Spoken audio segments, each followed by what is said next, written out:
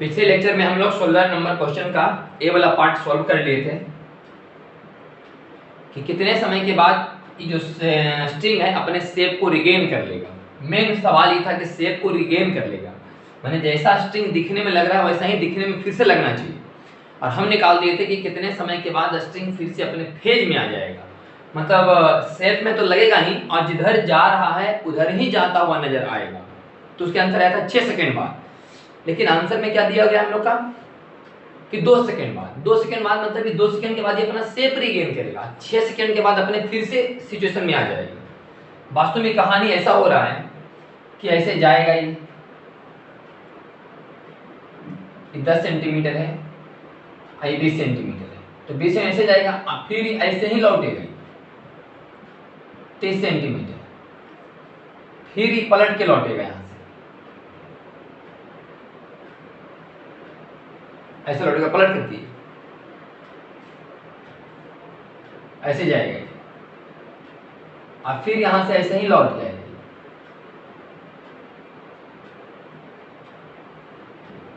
30 centimetre, और तब फिर यहां से पलटेगा और यहां पहुंचेगा 10 सेंटीमीटर। ये हो गया सेम फेज में आना। जैसा हालात यहां है वैसा हालात यहां भी हो जाएगा। तो इसके लिए बताए थे कि 20, 30, 20, 50, 60, 70, 80, 9, 10, 11, 10, 12, 120 सेंटीमीटर।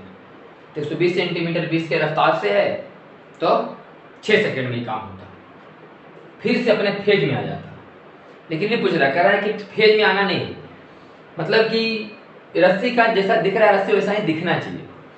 तो जाएगा लौट करके इधर से, फिर रस्सी लौट के आएगा 20 इधर और 20 इधर, 40 सेंटीमीटर के बाद फिर रस्सी वैसा ही दिखेगा वैसा ही, लेकिन वेव इधर जा रहा है, वेव पल्स, और उसमें इधर आता हुआ नजर आएगा वेव पल्स, लेकिन दिखेगा रस्सी ऐसा। तो 40 सेंटीमीटर दूरी तय करने में कितना समय लगेगा? 20 के स्पीड से आंसर आएगा 2 सेकंड। बी नंबर सवाल है इसका कि the shape of the string changes periodically with time. ये जो शेप है स्ट्रिंग का वो तो चेंज होगा, अभी ऐसे है, कुछ समय के बाद ऐसे होगा, चेंज होगा periodically with time. Change periodically with time, find this time period, कितना समय के बाद ये चेंज हो जाएगा शेप। अभी शेप ऐसा है ना, कितना समय के बाद ये शेप चेंज हो जाएगा, देखते हैं कब चेंज होगा। 20 गया, फिर उधर से आने समय शेप ऐसे ही है अभी 30 तक, तो 20 और 30, 30, 20, 50 चल लिया, अभी शेप ऐसे ही है। और जब यहां से आएगा, तब पलट जाएगा ये, तो पलटते हुए यहां पर जब आएगा तो पलटता हुआ नजर आएगा, तो क्या होगा, इसका शेप चेंज हो जाएगा। अभी ऐसे है, इसका शेप चेंज हो जाएगा। तो 20, 30, 20, 50 और 10, 60। 60 के बाद इसका जो है फेज चेंज हो जाएगा। वही कर रहा है कि the shape of the string changes periodically with time, समय के साथ शेप क्या हो रहा है, चेंज हो रहा है। तो बताइए फाइंड द टाइम पीरियड, कितना समय के बाद इसका शेप चेंज हो जाएगा। अगर आप स्टार्टिंग से भी देखिएगा, स्टार्टिंग से यहाँ से चला होगा तो ऐसे गया होगा 30 और फिर ऐसे लौटा होगा सेम 30, फिर जब मैंने फिक्स एंड पर आएगा तब शेप चेंज होगा। पहले तो ये जाएगा 30, फिर ऐसे ही लौट जाएगा 30, क्योंकि फ्री एंड है, और फिर यहाँ से पलट जाएगा कितना, तो 30 जाने और 30 आने, 60। तो 60 सेंटीमीटर चलना है 20 की स्पीड से, तो 3 सेकंड। और लिखा हुआ कि what is the tension in the string, tension क्या, v बराबर टी बाई म्यू का रूट, टेंशन बराबर v स्क्वायर म्यू, v का मान 0.2, 20 सेंटीमीटर पर सेकेंड, म्यू का मान 0.5 into 10 to the power -1। तो 5 दूनी 10, 10 दूनी 20, 20 गुना 10 के पावर -4, 4। तो 2√5 गुने 10 के पावर -2, 2√5 गुना 10 के पावर -2, 2 गुना 10 के पावर -3, v स्क्वायर, v का मान था 0.2, तो 0.2 गुने 0.2 हो गया v का स्क्वायर, इंटू म्यू, म्यू का मान आएगा 0.5, म्यू का मान कितना 0.5 ग्राम, किलोग्राम बदल दिए, पर सेंटीमीटर बदल दिए मीटर में, तो 10⁻⁻1 ऊपर बचेगा, 0.5 इंटू 10⁻⁻1, तो 5 कितना हो जाएगा, 5 दूनी 10 दूना 20 और गुने 5 दूनी 10 दूना 20, रूट नहीं होगा, 20 गुने 1 2 3 4 बराबर 2 गुने 10⁻⁻3। आगे आंसर 16 का।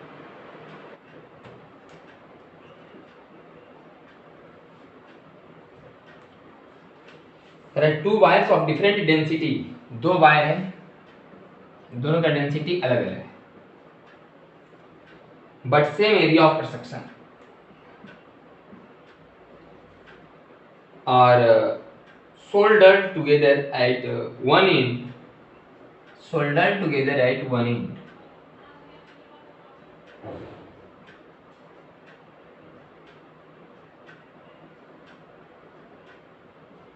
दोनों को ज्वाइंट कर दिया गया, and stretch to the tension T. The velocity of transverse wave in the first wire is double that in the second wire. Find the ratio of the density of the first wire to the second wire. Density का अनुपात बताना। तो velocity चूंकि पता है, velocity बराबर क्या होता है, हम लिखें कि v1 बटा v2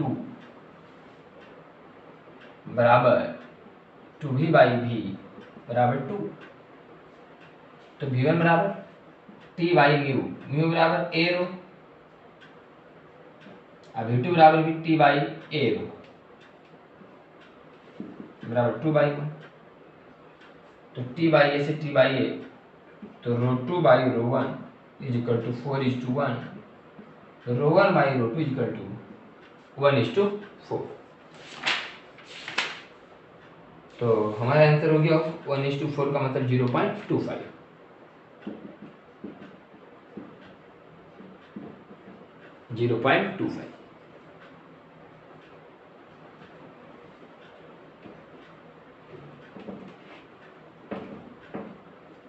question number 18,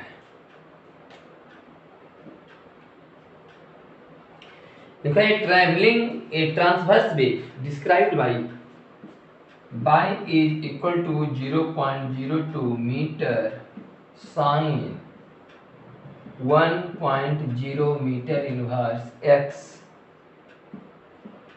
plus 30 second inverse t लिखा हुआ। Propagates on a stressed wire having a linear mass density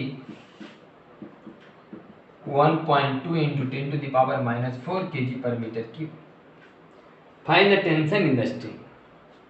tension v बराबर t बाई म्यू का रूट, टेंशन बराबर v स्क्वायर म्यू, v का मान यहाँ से 2 pi by lambda equal to 1 और 2 pi by t equal to 30, x का गुणांक k और t का गुणांक omega.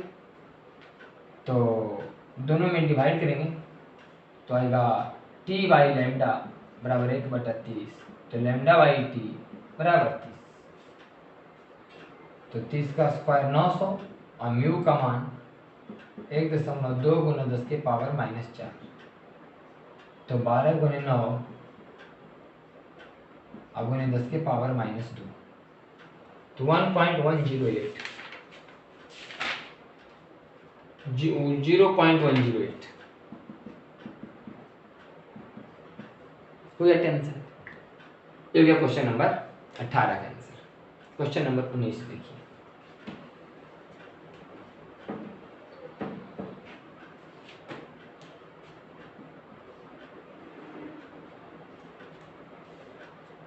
a traveling wave is produced on a long horizontal string by vibrating end up and down। एक ट्रेवलिंग वेव किसी horizontal wire में किनारे को हिलाया जा रहा है ऊपर नीचे, उससे वेव बन रहा है। The amplitude of vibration is 1 centimetre and displacement becomes 0 200 times per second. Displacement becomes 0, displacement 1 second में 200 बार जीरो होता है, मतलब फ्रीक्वेंसी हो गया 200। डिस्प्लेसमेंट 1 सेकंड में 200 बार जीरो होता है। डिस्प्लेसमेंट 1 सेकंड में 200 बार जीरो होना। अगर डिस्प्लेसमेंट 200 बार जीरो हो रहा है, 200 बार जीरो हो रहा है मतलब कि 100 चक्कर पूरा कर रहा है, क्योंकि यहाँ से अगर स्टार्ट में एक बार तो जीरो स्टार्ट होता है, तो 2 बार जीरो फिर आए देखो, तो 2 बार जब जीरो हुआ तो एक टाइम पीरियड कंप्लीट हुआ। 200 बार जब जीरो होगा तो 100 टाइम पीरियड कंप्लीट होगा, तो फिर कैंसिल हुआ 100। 1 सेकंड में 200 बार जीरो होना, 1 सेकंड में 200 बार जीरो होना, तो 1 सेकंड में एक चक्कर में 2 बार जीरो होता है, एक चक्कर में 2 बार जीरो होता है। यहाँ से माइनस चलना शुरू किया तो जीरो पर है, एक आने में जीरो, और फिर ऐसे होगा तो फिर जीरो, 2 बार जीरो हो गया, फिर यहाँ से आएगा जीरो, फिर यहाँ फिर जीरो हुआ, तो एक टाइम पीरियड में 2 बार इस बिंदु पर से गुजरता है। एक टाइम पीरियड में पार्टिकल यहाँ से 2 बार गुजरता है। इसे मान लो कि यहाँ से चला पार्टिकल, तो यहाँ से चलेगा ऐसे, एक बार यहाँ जीरो पहुंचेगा, फिर जाएगा यहाँ जीरो पहुंचेगा। एक टाइम पीरियड में 2 बार जीरो से गुजरते हैं, मेन पोजीशन से 2 बार गुजरते हैं। तो 200 बार जीरो होने का मतलब 100 चक्कर पूरा किया 1 सेकंड में, तो फ्रीक्वेंसी हो गया 100 हो गया। The linear mass density 0.10 kg metre inverse mass per unit length, mass per unit length kg metre inverse, and it is kept under the tension 90 newton. टेंशन दिया गया है 90 newton. Assume that the wave moves in the positive x direction at t बराबर 0, the index बराबर 0 is at its positive extreme position। कह रहा है कि वेव तो जा रहा है किधर, पॉजिटिव एक्स डायरेक्शन में जा रहा है वेव जा रहा है। t बराबर 0 पर इंडेक्स बराबर 0 is at positive extreme position. t बराबर 0 पर इंड यहाँ है, पॉजिटिव एक्सट्रीम पोजीशन पर। राइट द वेव इक्वेशन, तो वेव का समीकरण लिखिए। वेव का समीकरण क्या हो जाता है, y is equals to a sine omega t minus x बटा v। चूंकि 90 डिग्री फेज में आगे बढ़ा हुआ है तो पाई बाई 2 भी हो गया।